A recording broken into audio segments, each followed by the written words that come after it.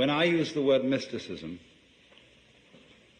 I'm referring to a kind of experience, a kind of, shall we say, state of consciousness, which seems to be as prevalent among human beings as measles.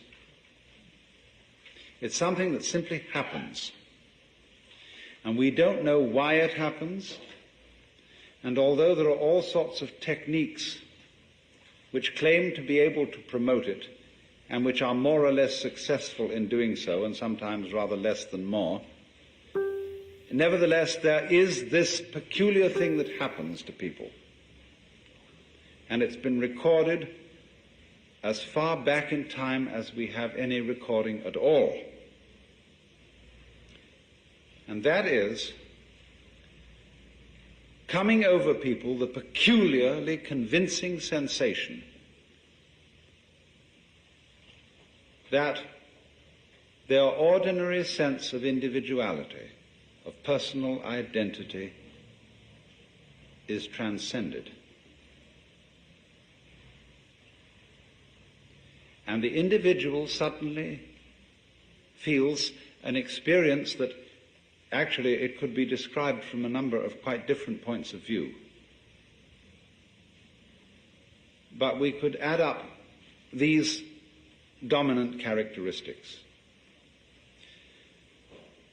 That instead of the ordinary feeling that I as an individual confront a world that is foreign to me, that is not me, in this kind of experience, I find myself to be of one and the same nature or identity as the world outside me.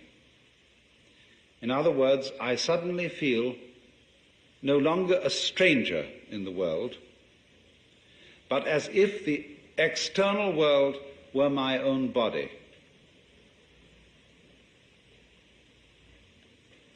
The next aspect of the feeling is even more difficult to assimilate to our ordinary practical intelligence, but a very overwhelming feeling that everything that happens, everything I have ever done, everything anybody else has ever done, was part of our harmonious design.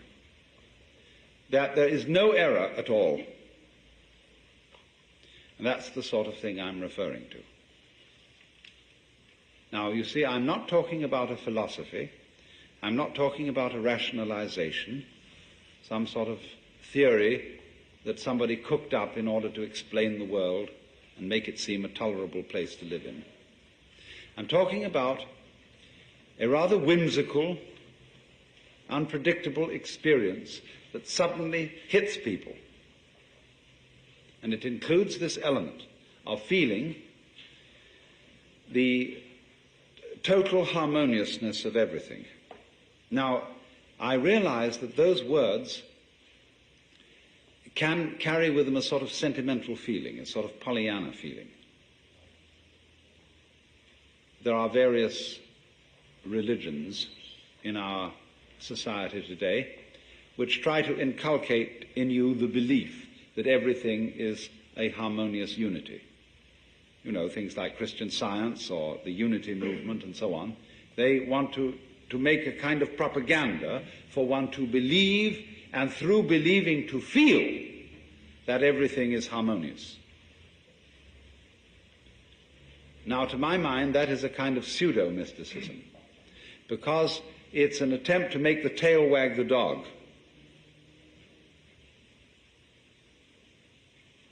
To make the effect produce the cause. Because this sensation of things being harmonious is somehow never brought about by insisting to yourself that that is so. Because when you do that, when you would say to yourself, all things are light, all things are God, all things are beautiful, etc., actually, by doing that, you're implying that they're not. Because you wouldn't be saying all this stuff. if you really knew it to be true.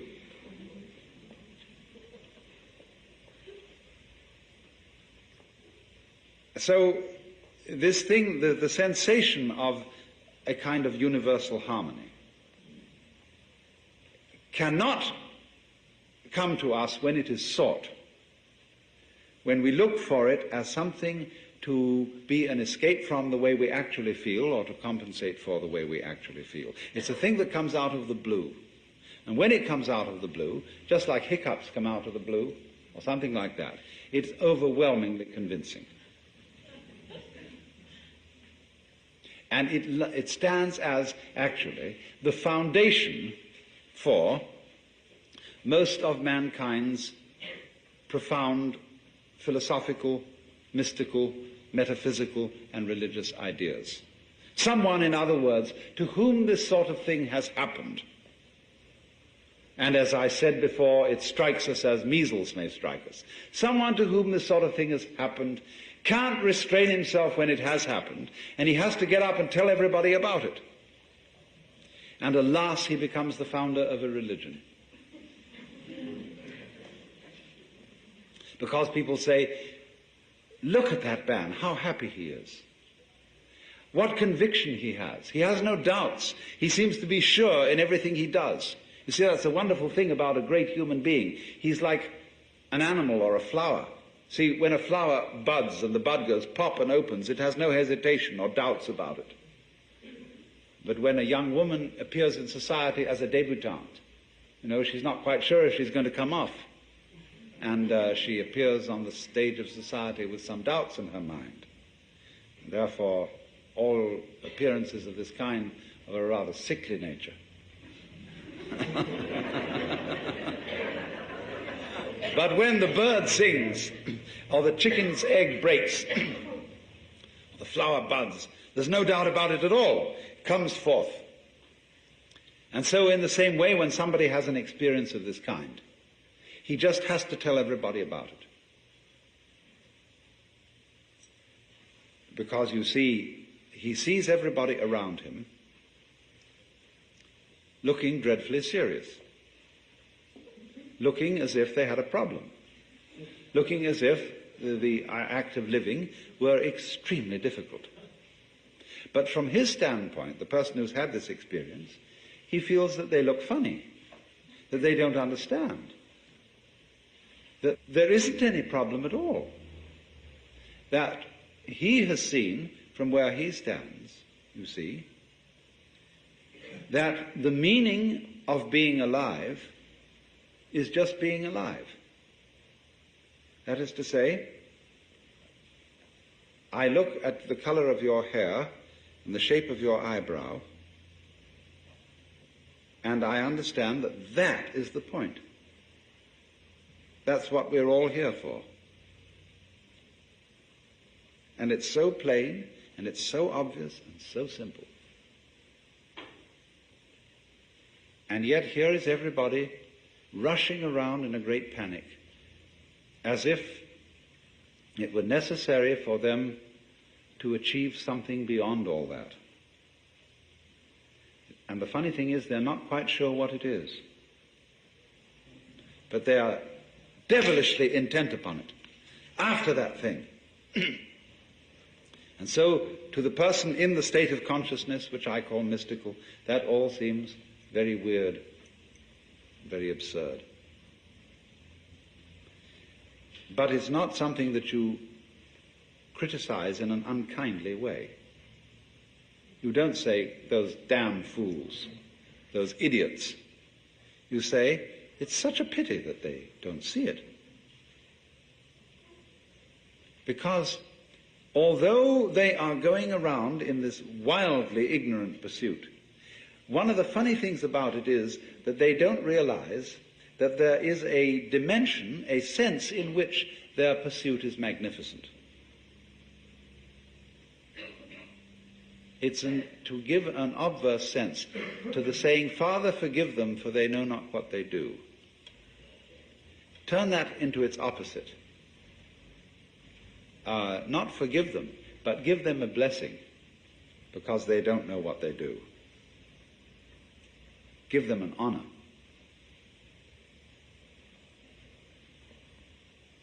In other words, the intensely serious preoccupations and anxieties of mankind appear from this standpoint.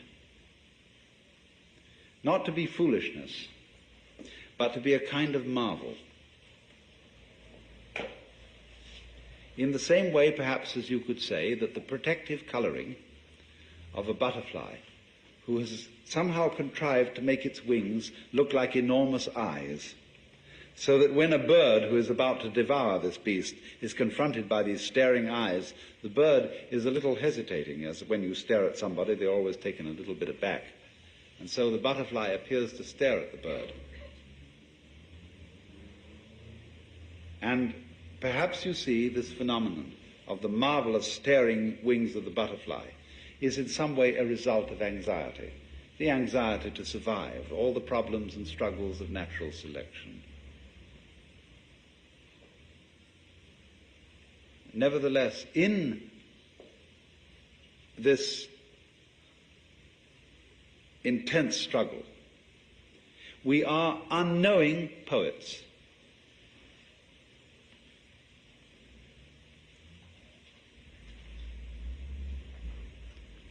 You see, one of the greatest ideas in the world that has ever been produced is, for my thinking, the Hindu idea that the world is a drama in which the central and supreme self behind all existence gets lost and involved, and pretends, plays that he or it, or he, she, or whatever you want to call it, is all the creatures that there are, and gets totally involved. And thus, you see, the more involved, the more anxious, the more finite, the more limited the infinite manages to feel itself to be. The greater the artistry, the greater the depth of the illusion which is created, for you see, all art is in a way illusion.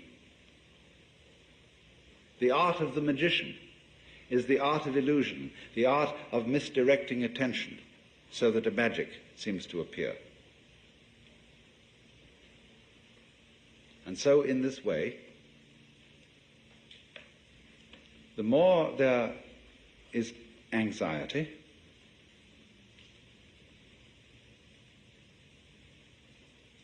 the more there is uncertainty, to that degree the play has succeeded, in the same way as when you are watching an actual play or reading a novel or a movie, the more the author or the actors manage to grip you and to persuade you just for a moment that you are actually involved in reality, the more they have succeeded as artists. You may have a faint recognition in the back of your mind that this is, after all, only a play. When you sit on the edge of your seat and you're sweating and your hands clutch the arms of the chair, and the scene so grips you, that is magnificent acting. And so the Hindus feel that the whole arrangement of the cosmos is something exactly like that. That when in the reality of actual life you are sweating it out, and you're wondering whether this surgeon who's got to operate on you in a matter of life and death is a competent man or a charlatan, or whether the investment that you made is a good thing or whether it's going to make you lose your shirt. You see, all those matters of terrific crisis are exactly the same as when you're sitting in the theater sweating it out there. But now a far more convincing theater has been arranged.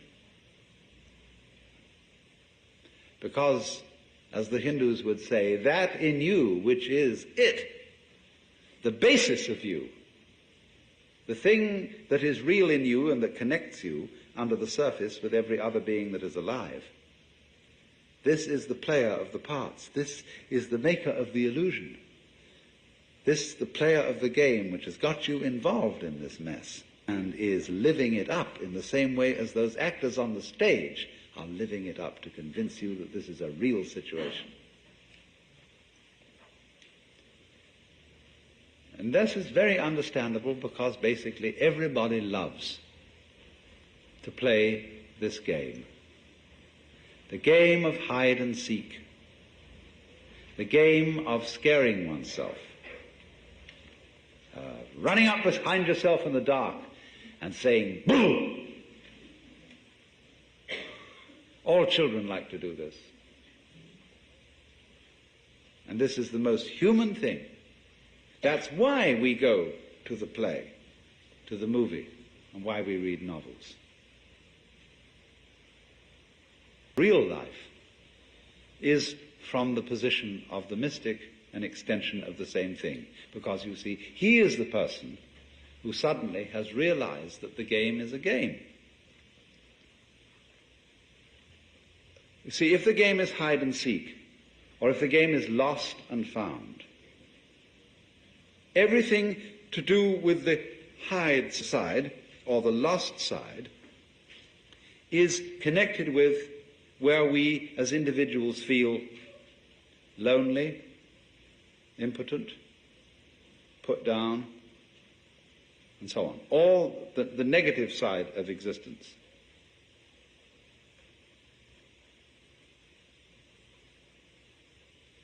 I have tried to show you at various times that there's really one simple principle that underlies everything, and it's so simple it's funny. The principle is all insides have outsides. Because, you see, you don't know that the inside is inside unless there's an outside, and you don't know that the outside is outside unless there's an inside. Okay, then you, as you ordinarily feel yourself, are the inside. You are the animate, sensitive being inside the skin. But the inside of the skin goes with the outside of the skin. If there weren't the outside of the skin, there wouldn't be no inside. And the outside of the skin is the whole darn cosmos. Galaxy beyond galaxy and everything, you see? And that goes with the outside, in the same way that front goes with back. So that if you wake up and understand that, you find that the two are one and the same identity, one and the same self, one and the same life. So that's the mystic's point of view. He finds that out. Now, if I may switch, what is morals?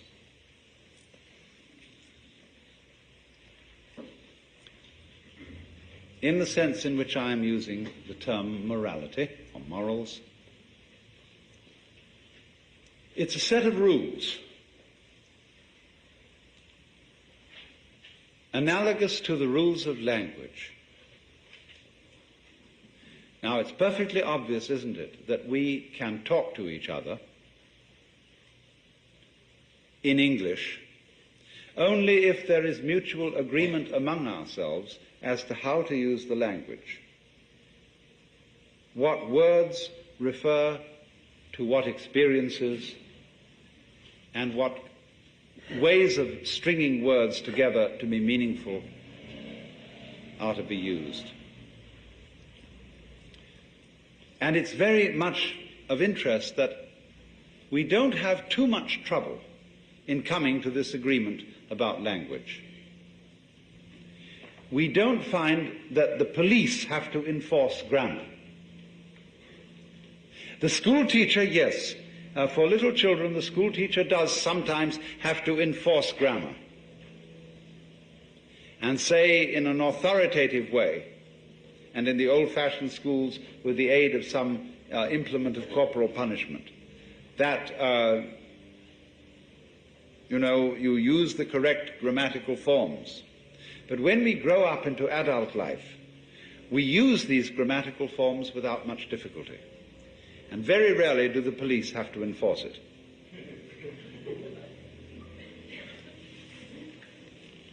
But it is otherwise with other arrangements that we have to make in common. Because just as we have to agree in order to communicate about language, we have to agree about, say, the rules of driving on the highway, the rules of doing business, the rules of doing banking, and so on, the rules of family arrangements and whatnot. And these are actually rules of the same kind as the rules of grammar. But alas, this is not very often recognized, because the authority, the sanctions, the power behind these rules is different from the authority behind grammar. What I mean is this: if you transgress the rules of grammar, people will shrug their shoulders and say, well, he doesn't make sense. They won't summon the police. But if you transgress the rules of driving on the highway, or the rules of finances, someone is likely to summon the police. And so one sees the authority of the state as standing behind those rules. And there are other rules where our society sees standing behind them not the authority of the state, but the authority of the Lord God Almighty. So that if you transgress those rules, you're in danger not simply of going to jail, but, according to your religious persuasion, of frying forever in hell, or, on the other hand, of failing lamentably to be a real person.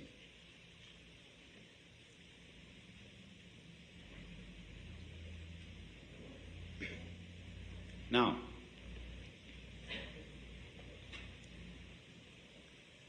the problem is this: where the domain of mysticism and the domain of morals come into conflict. You see, throughout the all-known history of religion, the mystics have been suspect. Insofar as religions have been the upholders of moral rules, as it were, the guardians, the authorities, in the same way, for example, as the lexicographers or the grammarians guard the rules of grammar and expound upon them, so in the same way the priesthoods and the lawyers guard the rules of social behavior. But when into the domain of religion there appears the mystical experience, then the priests are very, very disturbed. Now, you all know that in recent months in California, there has been a very strange outbreak in the most respectable of all churches, the Episcopal Church. Various congregations of the Episcopal Church have had a phenomenon called glossolalia, and this means speaking with tongues. If you will turn on your radio to any Negro revival meeting on a Sunday night, you will hear glossolalia. That is to say, when the preacher starts talking sensibly, but the congregation gets more and more enthusiastic and says, I hear you, amen, yes, Lord, and so on. And it works up the preacher so that by the time he's through, he's not talking sense anymore, he's just lalling, he's going through glorious nonsense. In other words, he's become all the dry theological categories have turned into not only poetry, but beyond poetry, into music. And he's just saying, you see, he's just going like that. And the congregation's behind him, and it's wonderful. You see, he's become at that moment one in spirit with the universe, because that's what the stars are doing. The stars above us, the galaxies, they're not making sense. See? They're making a colossal display of fireworks in the sky. See, they're going like that. Well, it so happened that in recent months, various congregations of the Episcopal Church had outbreaks of this. The Bishop of California, when all this happened, Bishop Pike, wrote an encyclical letter to his pastors and said, with all due regard for everything, you know, we must not be too dogmatic. We must recognize always that the Spirit of God may work in mysterious ways that cannot be foreseen. And we should keep an open mind about all these matters. This was said in a very complicated way for several pages. But then finally, when it came to speaking with tongues, in effect, this must not happen in the Episcopal Church. Yeah, I mean, in effect, this was what was said. It was said, you know, the iron hand was in a velvet glove. But this mustn't happen. Now you see, this has characteristically, through the ages, been the attitude of priesthoods, of the guardians of law and order, or as they say in the Episcopal Church, everything should be done decently and in order. The guardians of this kind of thing have always been afraid of the spontaneous manifestations of the Spirit. Not only of things like mysticism, but also of things like falling in love. They are very, very dangerous happenings. And so here is an absolutely astounding paradox comes about. And it goes like this. We know on the one hand that human love is only genuine when it is felt in the depths of the heart. And we know that this is true whether it be the love of man or whether it be the love of God. We are always looking for the genuine article, you see. We don't want someone to love us because they're forcing it. We want them to love us because they really do in their heart. Now, you see, when you go back to the study of the history of the Hebrew religion underlying the history of Christianity, you will find this problem in this way, that you've got two traditions constantly compensating one against the other, playing each other off in the history of the Hebrew religion, the priestly tradition and the prophetic tradition. The priesthood is always concerned with the external observance of the laws. But the prophetic tradition is always concerned with, do you really mean what you do? They constantly condemn as a hypocrite. And you see, in this sense, Jesus is the greatest of the prophets. They constantly condemn as a hypocrite the person who obeys the law without meaning it. Maybe this man does not commit adultery, but the prophet says, if he has looked at a woman to lust after her, he has already committed adultery in his heart. So that if you really obey the law, you obey it with your feelings and not just outwardly. For as Jeremiah says, the day will come when no man shall any more say to his brother, know God. That is to say, know the law of God. But they shall all know me, for I will write my law in their inward parts. The ideal, in other words, is people who do not simply obey and do the right things, but who want to do the right things, whose desires are transformed, For the heart, to write the law in the heart means to change one's desire. So you see, what this comes to then is a peculiarly paradoxical situation, that you are required by law to be completely honest. And more than that, you are required by law to be loving and honestly loving. You must love God and love your neighbor honestly, not forcing it, not pretending to it, not being a hypocrite. You must really feel it.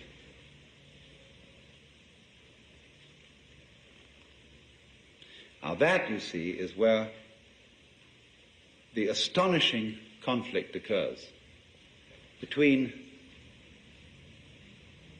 the mystic and the moralist. For the moralist knows that he has to be more than a legalist. He has to be more than one who insists that the outward observance of the law be kept to. Luther said that the law which requires that inward compliance is the most terrible thing.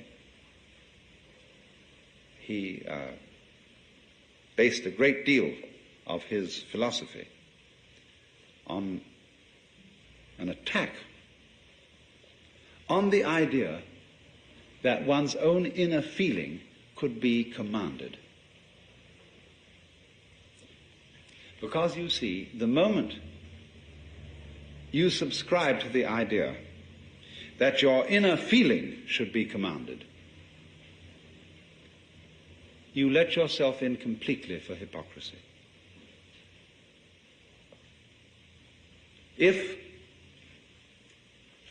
you see, you tell another person that you love them, because you know you're supposed to love them, and in fact in your heart you don't love them, you're a liar. And therefore, the more you insist on that lie, the more you feel it's your duty to make your feelings over and to love that other person, the more you get yourself deeper and deeper and deeper into trouble. Because here, if anywhere, the truth will out. You will not be able to sustain the pretense.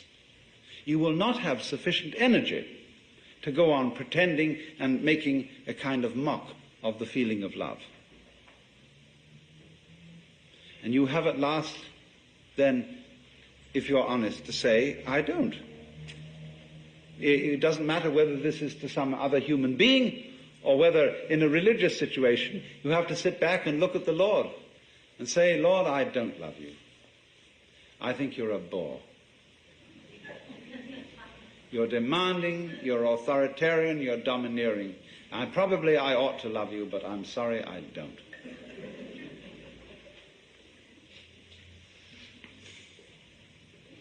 Now, we think, you see, that an honest expression of our feelings would be disruptive of law and order. It wouldn't. Not in the least. Actually, it would be contributive to it. Because if I say to somebody, look, I'm not doing this for you because I love you or because I like you. I'm doing it for you because the book says I must. Now that puts it up to the other person, who has to look within himself and say, honestly, ought I to accept this favor from this person? Or ought I to go about seeing how I could provide myself with these conveniences? He may say, I understand you don't like doing this, but excuse me, I'm in a terrible jam. And I will be most beholden to you if for a little while yet you will go against your feelings and help me out. See, that's a nice way of doing things. That's the kind of real understanding that we have to have. I was associated once with somebody in a business way who was a complicated person who pretended always that he was a great idealist and that he was doing whatever he did for the benefit of mankind, for the furtherance of mutual understanding, for unselfishness and love between human beings. Actually, his dealings were ethically of a very shady character. And I couldn't get on with him because he wouldn't come clean. If he had said, look, I'm in a kind of a jam, and in order to get around this problem, we have to manipulate things thus and so, and I know this isn't very ethical, but that's what we have to do. I would have said, well, I'm entirely in agreement with you. But then he wouldn't have come on with this sort of pious line that was so sickening and offensive. He would have come on in a human way, and we would have understood each other. You see now how real honesty is a genuine basis of morals. Real honesty is always not pretending that your feelings are other than they are. We know, as we deal with situations practically, that we may have to do things that go against our feelings. And it's the same with helping people when you have to, whom you don't like, you don't want to help, but on the whole, it's rather necessary to do so. But don't ever be dishonest in playing that your feelings are not what they are. Now, from this standpoint, we can perhaps understand something about the deep relationship between morals and mysticism. If we go back, you see, to the experience that I described as mystical, we see that it is the vision, I tried to put it fumblingly in the sense of the rightness, the harmoniousness of everything that you are from one moment to another.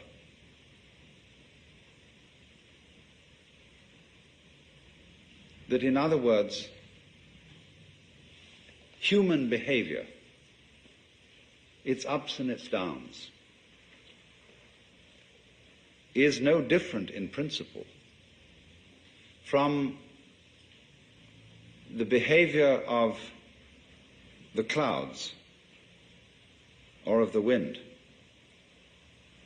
or of dancing flames in the fireplace.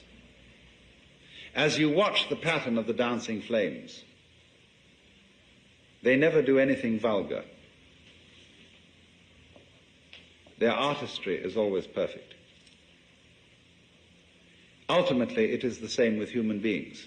We are just as much a part of the natural order as flames in the fire or stars in the sky. But this is only apparent to the person who is honest in the sense in which I have spoken. In other words, the person who is tied up with trying to pretend that his feelings are other than what they actually are. He can never see this, and he's always a troublemaker. He is the original hypocrite. The person who is unbelievably destructive is the person who pretends that he is a model of love and rectitude and justice, and in fact isn't. Because nobody really can be. But then superior altogether is what the kind of person I would call the loving cynic, who knows, of course, that everybody has his weakness and his price and so on, but isn't contemptuous for that reason.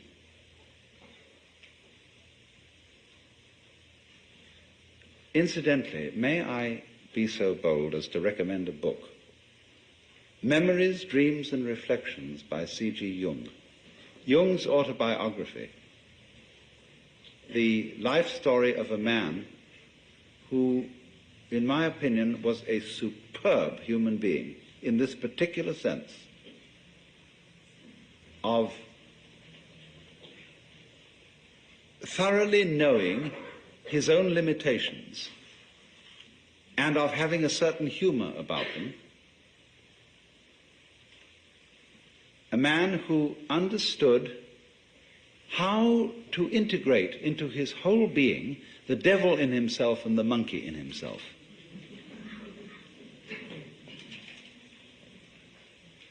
So then, in the metaphysical sphere,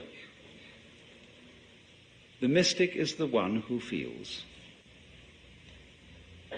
that everything that happens is in some way harmonious, is in some way right, is in some way an integral part of the universe. Now, when we transplant or translate that into the moral sphere, the sphere of human conduct, the equivalent is this: there are no wrong feelings. There may be wrong actions in the sense of actions contrary to the rules of human communication. But the way you feel towards other people, loving, hating, etc., etc., there aren't any wrong feelings. And so to try and force one's feelings to be other than what they are is absurd, and furthermore dishonest. But you see, the idea that there are no wrong feelings is an immensely threatening idea to people who are afraid to feel in any case. And this is one of the peculiar problems of our culture, that we are terrified of our feelings because they take off on their own. And we think that if we give them any scope, and if we don't immediately beat them down, they will lead us into all kinds of chaotic and destructive action. It's so funny that we, in our Western culture today, say that kind of thing. We who do more chaotic and reckless kind of action than anybody ever did. But if, for a change, we would allow our feelings and look upon their comings and goings as something as beautiful and as natural and necessary as changes in the weather, the going of night and day, and of the four seasons, we would be at peace with ourselves. Because what is problematic for Western man is not so much his struggles with other people and their needs and their problems as his struggle with his own feelings, with what he will allow himself to feel and what he won't allow himself to feel. He's ashamed to feel really profoundly sad, so much so that he could cry. It is not manly to cry.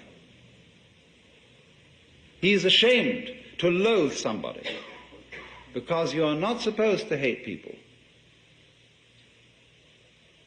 He's ashamed to be so overcome with the beauty of something, whether it be a natural landscape or a member of the opposite sex, that he goes out of his mind with this beauty.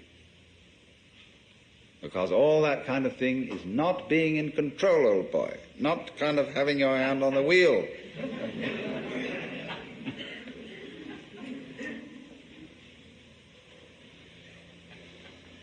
But it is because, you see, we don't go with that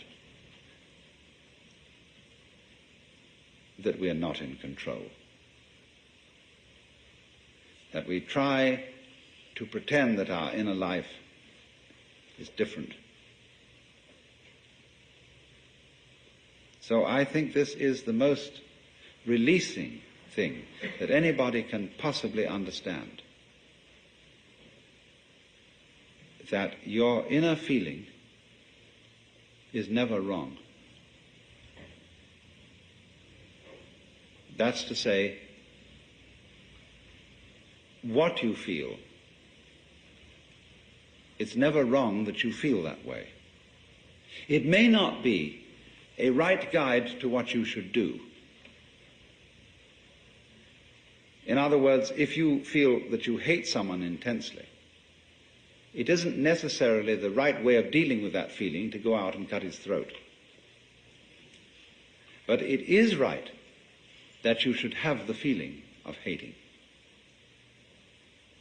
or of being sad, or of what? Frightened, terrified, whatever it is. For you see, when a person comes to himself, he comes to be one with his own feeling. And that is the only way of being in a position to control it. It is in exactly this way that the sailor always keeps the wind in his sails. Whether he wants to sail with the wind or whether he wants to sail against the wind, he always uses the wind. He never denies the wind. Well, and it's exactly that same sense that a person has to keep going with his own feeling. Whether he wants to act as the feeling obviously suggests or act in a different way, he has to keep the feeling with him, because that's his own essential self.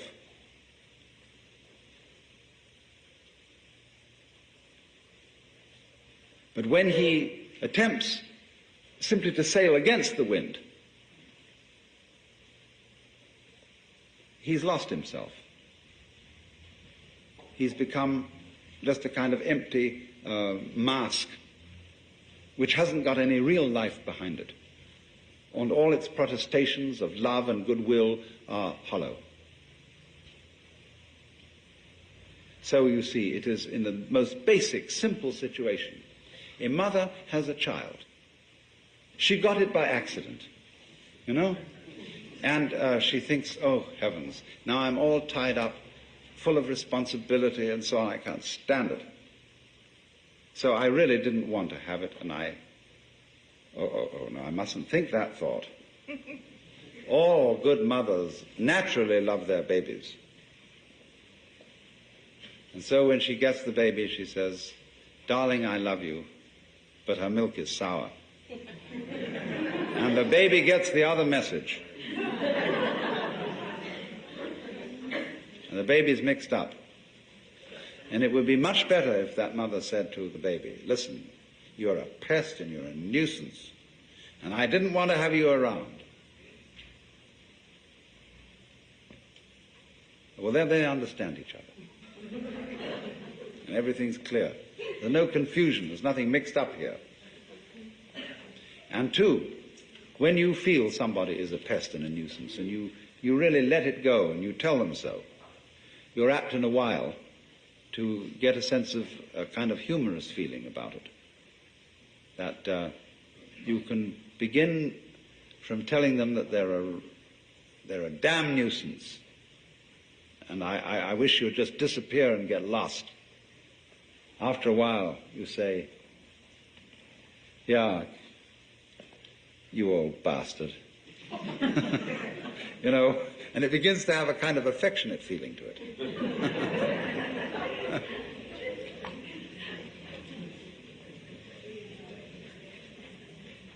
So, to sum up, what the mystic primarily feels is the divinity, the glory of whatever is. And when we apply that to the moral sphere, what is what one feels genuinely. And this must always be admitted, always allowed. It doesn't mean to say, let me emphasize this, it doesn't mean that we always are therefore compelled to act upon the basis of what we feel. That is to say, to kill the person we hate. Hatred does not necessarily lead to violence. It is unacknowledged hatred that leads to violence. Honest hatred can be expressed in much simpler ways. But the expression, the recognition, the acceptance of what is honestly felt is the moral equivalent of the vision that whatever exists is a manifestation of the divine.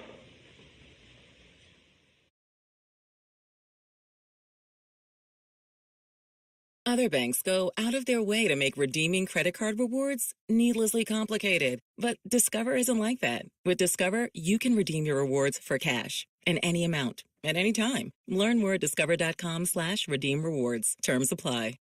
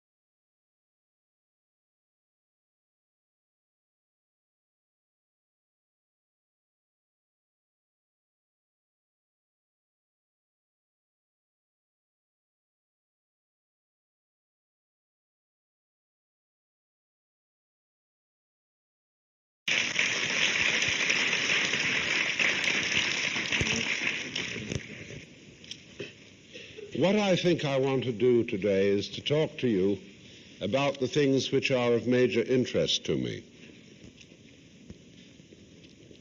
Now, the origin of a person who is defined as a philosopher is one who finds that existence itself is exceedingly odd. I mean, we have an opposition between odd and even. And it would be even, let's say flattened out, if nothing existed at all. I mean, it would be so simple. No effort, no trouble, no nothing. But strangely enough, we have the strange conviction that something exists, that we're here, that we're real. And from earliest childhood, that has been an extreme puzzle to me, that just something exists at all. And I discovered the nature of the puzzle. The nature of the puzzle is that I was persuaded by my culture to translate this phenomenon into words or numbers. That I had to represent what is going on in nature in terms of the English language, the French language, the Latin language, the Greek language, and finally the Chinese language. And I found the latter the most suitable. But nevertheless, this is the puzzle. When you want to understand something, when you want to know what is it all about, what you mean is that you need a translation of what is going on into language. And that's the purpose of a university. You're all here studying to translate what is going on in the physical world into words. And even when I say the physical world, that is a purely philosophical conception. It's an idea about the world propagated largely from the 17th, 18th, and 19th centuries of European scientific thought. Physical. We all know what physical is, don't we? I mean, it's material. And what does the word material mean? Well, of course, it's the same word as mother, Latin mater. Greek, metir. Also, meter, measure. And finally, Sanskrit, matra, which also means to measure, and is the root word behind maya, which is illusion. So, no, the physicists, finally abandoned the quest for finding out what matter is, because they found out that when they investigated matter, they had to describe it in terms of form. And they found out, they just gave it up. In other words, the idea that there was some kind of basic stuff underlying everything was nothing more than an illusion. Because the strict, precise physicist describes structure. And he finds that matter is, after all, only a matter of form. It's only the form that matters. Wowee. Now,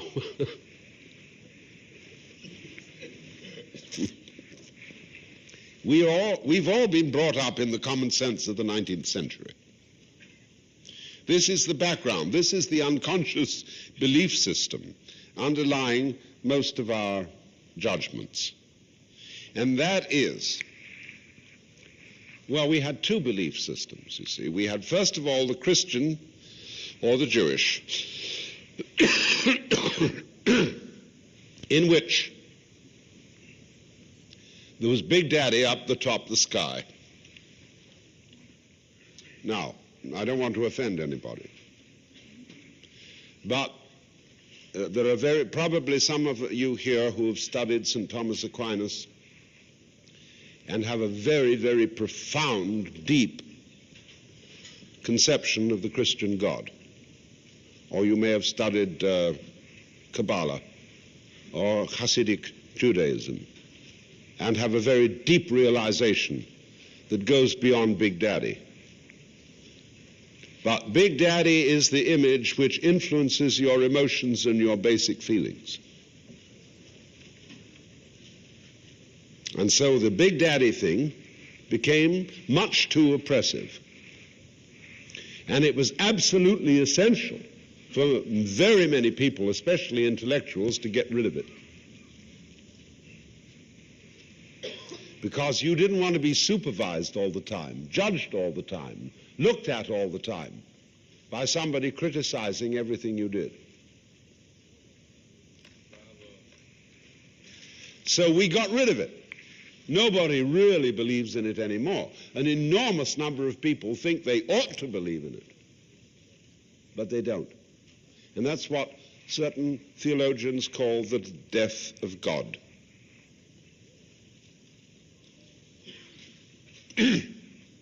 But instead of that, we supplanted Big Daddy with another image, which is just as mythological, and that was the image of the world as a mechanical phenomenon. A thing that goes tick, tick, tick, tick, tick, tick in various ways, or that is a randomness of particles or wavicles that occasionally produces order in the same way that a million monkeys typewriting on a million typewriters for a million years would probably at some point reproduce the Encyclopedia Britannica.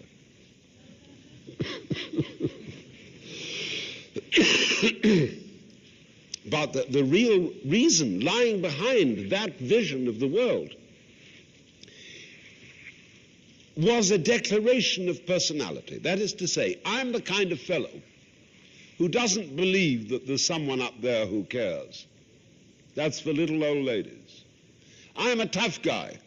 I believe that life is at root meaningless, and I'm going to face the hard facts. Incidentally, nobody ever talks about soft facts. So I believe it's all empty, and that the only thing is that the meaning of life, of human life, consists in the heroic conflict with tragedy. We're all going to end up in the dustbin. Excuse me, the ash can. And there's no future, finally. It's empty. And then we come across Buddhists, because the world is all closing in, you see. People on the other side of the world who think that emptiness is a great thing. Wawi, they say, shunyata in Sanskrit, emptiness. If you can understand that you are basically emptiness, you're a Buddha. You're enlightened. You're awakened. Isn't that weird? From a Western point of view, that seems absolutely crazy. We call it nihilism. That's awful. But the basic formula of Buddhism is shiki sokuze ku. Ku sokuze shiki. That which is emptiness is also precisely form. That which is form is also precisely emptiness.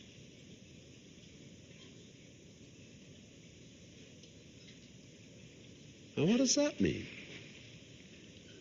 You know, they all get and sit together in the Zen monasteries and elsewhere, and they chant this sutra. Maka hanya haramita shingya. And that goes, there's a shiki sokuze, ku sokuze, shiki, etc., etc., etc., bong, bong, bong. And finally it ends up with a kind of Gate, gate, paragate, parasangate, om svaha.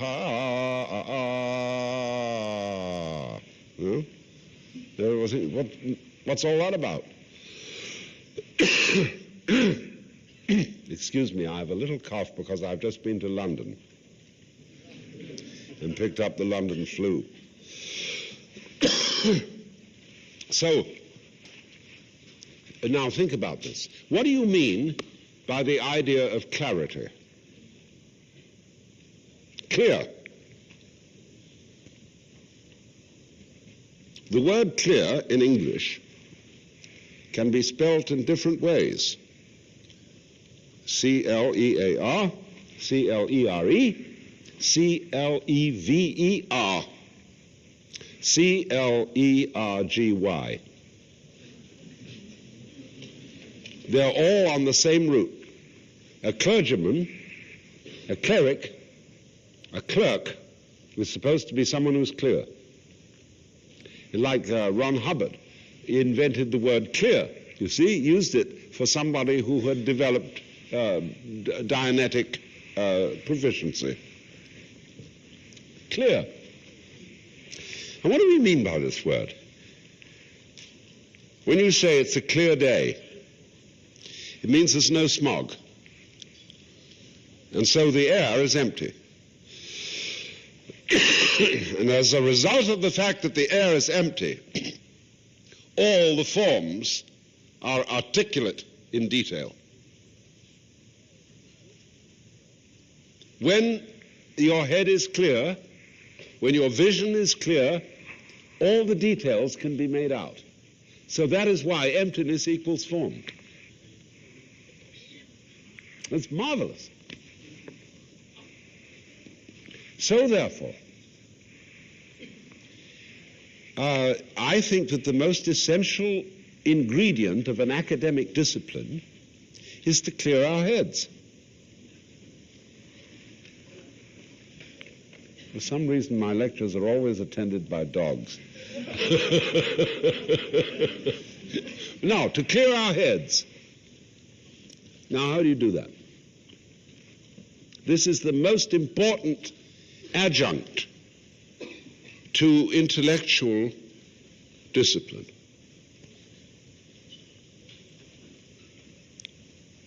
I say this most urgently because here we are, we're at the University of California, and we are all presumably intellectuals. And we need to further the intellectual life. We need to further the disciplines of learning languages, of psychology, of science, of physics and chemistry, medicine, and so on and so forth. But underlying that, there must be a background. In other words, you need plain white paper in order to write something. And so in the same way, underlying all our thinking, there must be emptiness. And that's what we call in Asia, jhana, which means the practice of meditation. You can also call it yoga. These are really there are little nitpicking details we might make between them, but they're really equivalent words. Jhana, yoga, Zen, and of course also the Sufi disciplines are all the same thing, but they're largely missing in Western religion, because Western religion is excessively talkative, excessively didactic, and does not really practice silence. The nearest thing we have, we have some Catholic orders, like Trappists, and we have the Quakers, who practice silent disciplines, but I'm rather inclined to believe that they talk to themselves while they're silent. Real silence, jhana, is stopping talking to yourself inside your head. Is to get real mental silence. Now, that doesn't mean that you have a blank mind. You are vividly aware of what is, only you don't give it any name. Now, if you, for the moment, would experiment with this by closing your eyes and listening to all sounds whatsoever that are going on,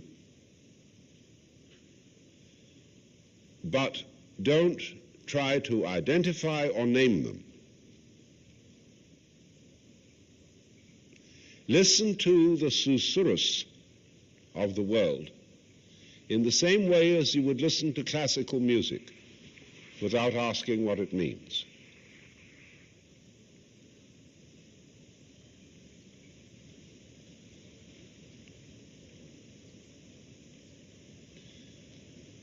If you find yourself thinking compulsively, unable to stop naming what is going on,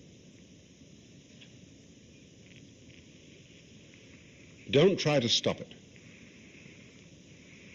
Listen to yourself doing that in the same way as you would be listening to the air conditioning. And as and when I say anything, don't try to make sense of it. Just listen to the sound of the voice.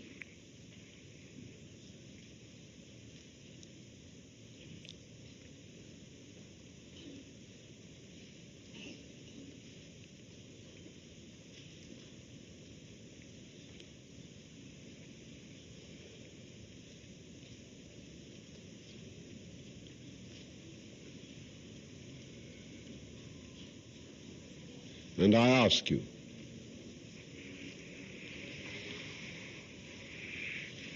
listening to what is,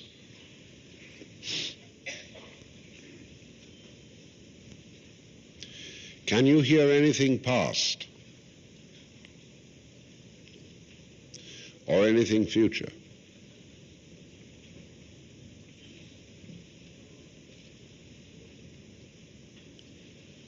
Can you hear yourself as a listener? It's amazing how many things there are that aren't so.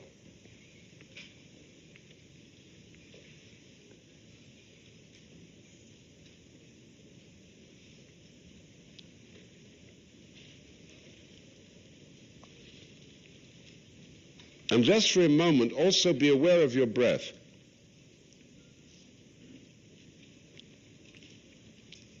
Are you doing it, or is it happening to you?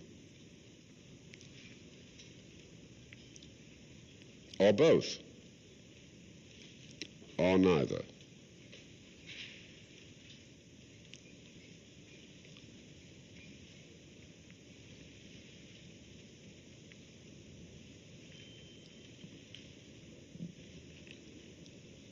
Listen and feel the breath as it wants to go, as your ears want to respond to the waves.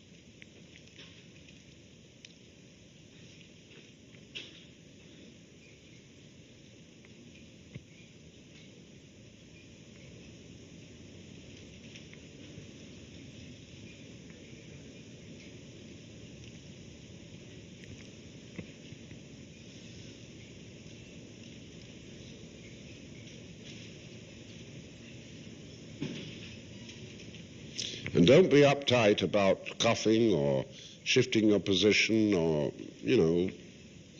doing whatever nature wants you to do.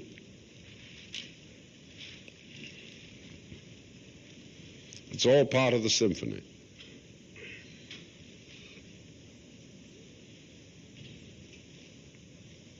Just listen. Ears only and breath only. This is your method of testing out what reality is.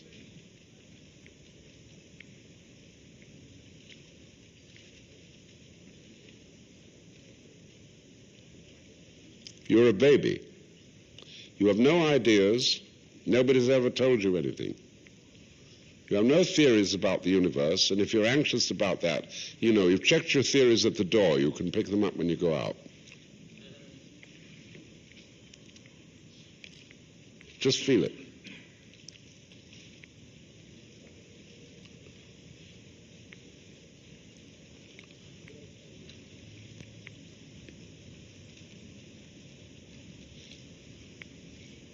I think I've got you into the state of meditation.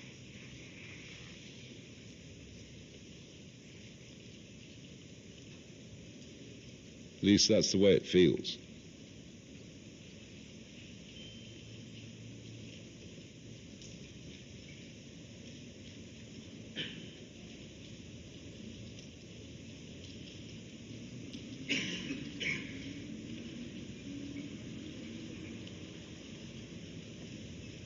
Now remember, in this state, we are not looking for any result. Nothing at all to be accomplished in the future. We are simply experiencing what is, now, here.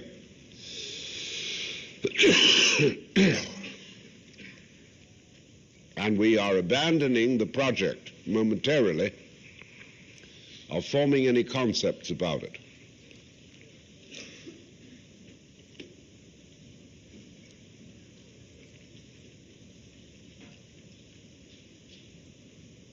Watch it. And don't ask who is watching it, because that's a merely grammatical question, because the verb has to have a subject according to the conventions of our language. There is a watching.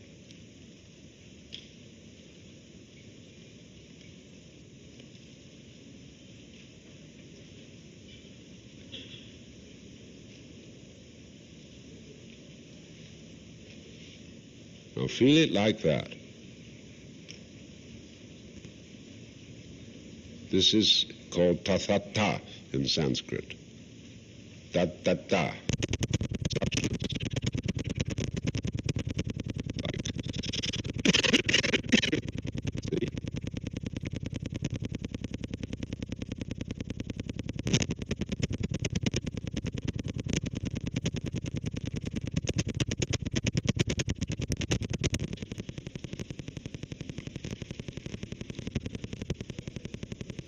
All right, now, what you are now experiencing is what I'm trying to tell you.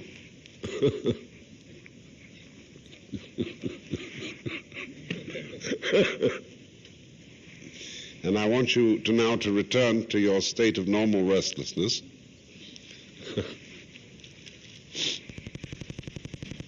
And if any of you in this company has questions to ask, I'd be very happy to try and answer them to the best of my ability. Yes. Speaking of silence, I wonder if you had any special feelings on, for instance, the 44 years of very dynamic silence observed by Nader Paula. Well, I feel that he cheated. See, he was what is called a mauni, practicing silent yoga, but yet he always used to talk on a letterboard. And if you're going to be a true mauni, you have to stop writing also and be absolutely in silence. It's a very difficult exercise, and I don't recommend that anybody do it for much more than a month. To go on doing it for ever so many years is really a rather egocentric performance. You know, I'm so different from everybody else. And one should never overdo yogic practices. They are, all yogic practices, meditation practices, are wrong if they are not fun. And true meditation should be an absolute delight. An absolute delight. Delight, the light. Yes. Astral projection. And this is astral projection is not important. No, it's just a delight. It's astral projection is a new form of jet propulsion.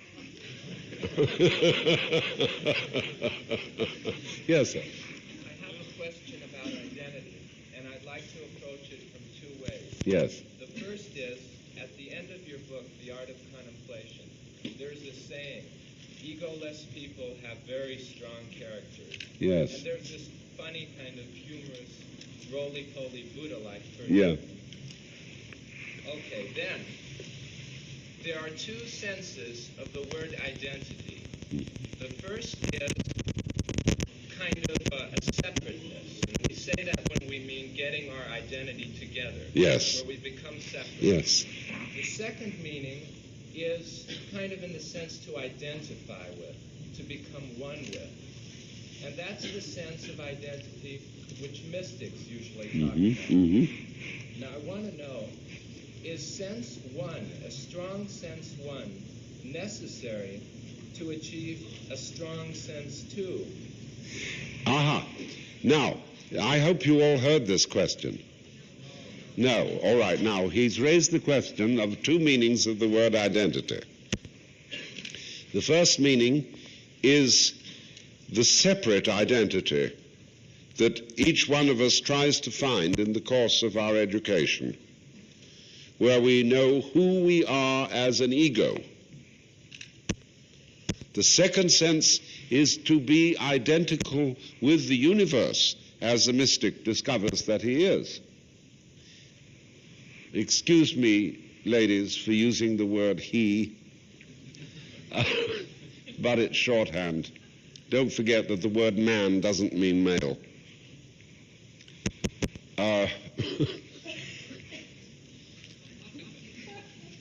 It comes from the Sanskrit manu, from which we get manas, mind, and the Latin manus, hand, handy. Has nothing to do with sex. So these two senses of identity, the particular, who I am, and the fact that I also realize that I am finally identical with what there is, with the whole thing that's going on. I mean, the two go together. They're not antithetical in any way. The second one is basic, because that's the way you felt when you were a baby. You had what Freud calls the oceanic feeling. And you knew that you didn't have words to put it in, but you knew that you were this jazz, whatever it is that is. And you made no distinction between the knower and the known, the voluntary and the involuntary, the doing and the happening. It was just this jazz. You knew that perfectly well as a baby, but then they came and put it on you that you were different. See, they wanted you to be something particular. And well, so you learned that. Well, they put it on you so heavily that you forgot the first thing. So, but the whole point of sanity is to have them both at the same time. It's just the same as I described, the white paper behind the print, the mirror behind its reflections. Because if you don't get both going at the same time, you get a kind of myopia, of not being able to see the forest for the trees, of forgetting your own origin. And if you forget that each one of you is an incarnation of God, if you don't know that, you will try to become God by effort, and therefore will become impossible, a demon, an aggressive, obstreperous nuisance. But if we all know that basically we are God, and I don't mean God in the grandfather sense of the Judeo-Christian image, which is an idol, but in the sense that we can't define.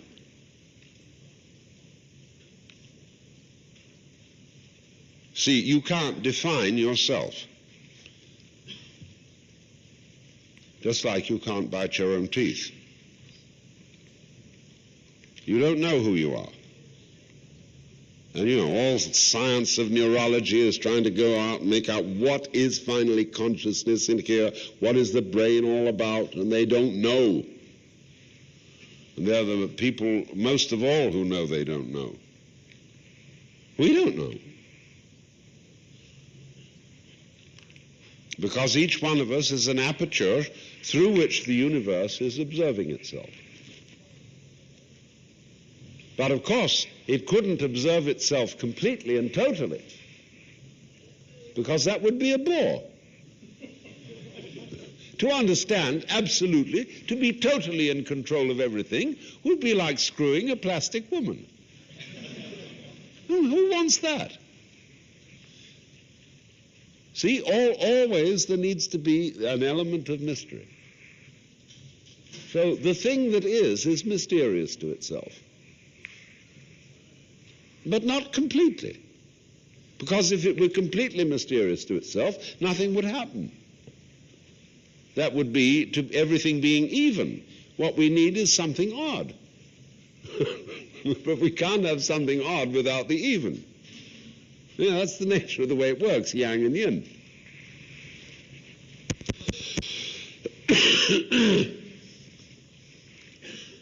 Next question. Yes.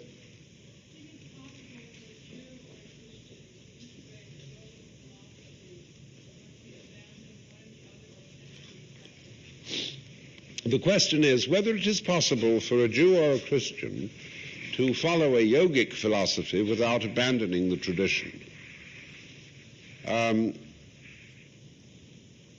No, it is perfectly possible to put the two together. I am this weekend going to a community of nuns to show them how to practice Christian yoga.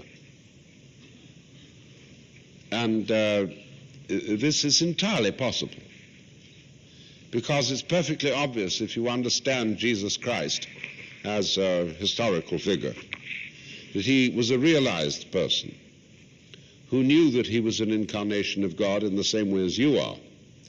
Only he was embarrassed by the language of the religious tradition, which was the only one he knew. Because in the language of that tradition, to be the Son of God was to claim, like, I'm the boss's son. Because they had a boss image of God. Now, on the other hand, if he had been in India and he'd suddenly announced that he was the incarnation of God, everybody would have said, of course. We all are. And so likewise in China, the image there, you see, the Tao, is not a boss image. Lao Tzu says the great Tao flows everywhere, both to the right and to the left.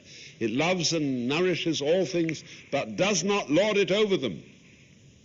And when good things are accomplished, it lays no claim to them. So the image of the Tao and the image of the Brahman, the Atman Brahman behind the Hindu universe, is not something that gets up and says, ba, ba, ba, ba, ba. No? Has its back to the wall. But it's something invisible, subtle, always self-effacing. Now, however, there are grounds for this in Christianity. There is a passage in St. Paul's epistle to the Philippians, which I'm going to translate in a slightly different way from the King James. Let this state of consciousness be in you, which was also in Christ Jesus, who, being identical with God, thought not identity of God a thing to be clung to, but emptied himself and made himself of no importance, and was found in fashion as a man, and became submissive to death, even to the death of the cross.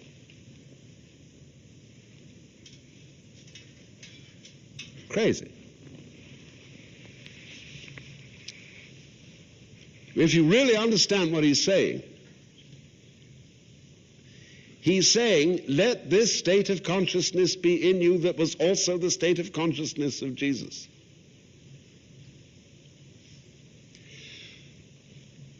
who, being identical with God, Atman is Brahman, didn't think that something that you had to, make a great scene about. Take it natural, play it cool. And said, let's see what happens if we don't cling to this permanent state, but we let everything go, and we get into a weird thing called death. Now, what would you do without death? Norman Brown made the point very cleverly in his book, Life Against Death, that it is only that we die that we have individuality. Death is what creates our individuality. Now, one always thinks of death as something lying in the future. I want you to think of it in another way, as something in the past. How would you know you were alive unless you had once been dead? The sense that we are here, that we are real, that, depends upon the fact that, at the contrast, all knowledge is contrast, that we go back in our memories,